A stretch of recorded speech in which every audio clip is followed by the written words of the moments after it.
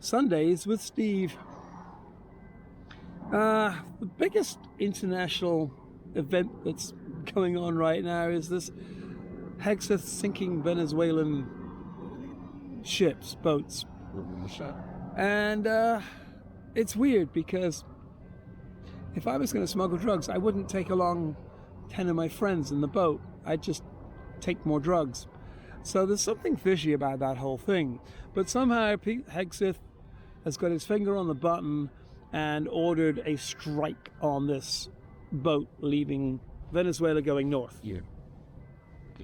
I don't know if they had actual evidence, but they hit it with a missile or a drone or something and killed 9 out of the 11 people on board, leaving 2. The United Nations Convention on the Law of the Sea states that you pick up the survivors. That's what you do. You pick up the survivors. It's always been that way. If a German warship sunk a British submarine, they'd stick around and they'd pick up the survivors if they could, and the British would do the same. That's just what you do. But they didn't. The commander of the boat called Hexeth. Hexeth said, "Kill them all. Kill them all." Ay. So when the Trump administration is finally gone, Hexeth and many others will get hauled into the international court to defend themselves. They won't show up because they won't show up. But it means they'll never travel outside the US again, and there'll be a bounty on their head for the rest of their lives. And I don't know. The US used to be a highly respected country, and stuff like this makes it just not be respected. It's a shitty thing to do, and you're boasting about it as well. Just that gung-ho, kill 'em all attitude is that's not the way things should be happening. And Trump keeps on saying he's protecting Americans from drugs. I guarantee the price of cocaine is not going to drop. And that's how you know if they've prevented some cocaine coming into the country or any other drug, the price of it on the street.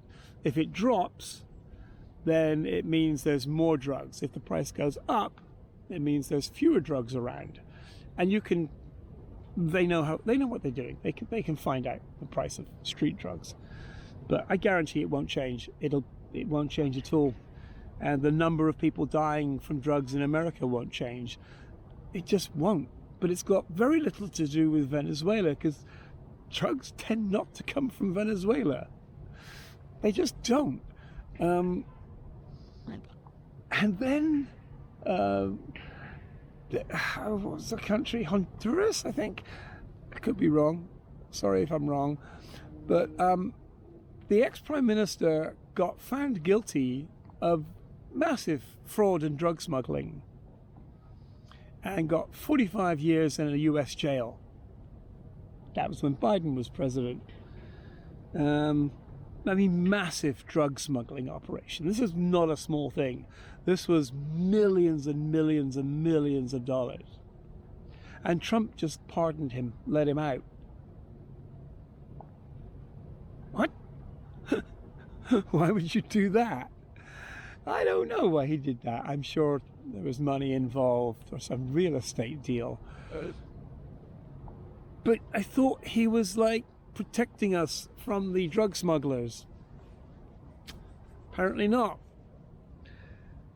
It just doesn't add up, and yet there's still people thinking he's the greatest president ever. Although a lot of them on Twitter were like, turns out they were in India, Pakistan, Russia, wherever, not in America. It's like Arizonans for Trump in Bangladesh. But there's still a lot of Americans still support Trump, and I don't get it. But at least At least, I don't know what I was going to say. It's just not good. There isn't an at least. There's no but. It's fucked. Just a little postscript. Trump has now declared that the airspace above Venezuela is a no-go area, no-go zone, no-go nothing.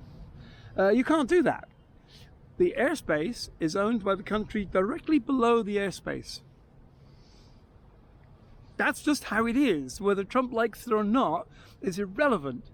But they've now positioned a very large aircraft carrier with some very potent weapons on board. I don't know why Trump is trying to pick a fight, but South Americans are not going to like it. And I wouldn't be surprised if America gets kicked in the teeth. I mean, if you remember 9/11, 13 terrorists shattered America by crashing into the World Trade Center. Maybe 23, I can't remember. But, like, it doesn't take much to really hit a country. And that was a big hit. You know, if the entire Venezuelan Navy and Air Force decided to attack that aircraft carrier, a lot of them would get beat up, but they could do a lot of damage to that aircraft carrier. Imagine if the Venezuelans sunk the US Gerald Ford. It could happen. I mean, this is the fucking world we're looking at right now.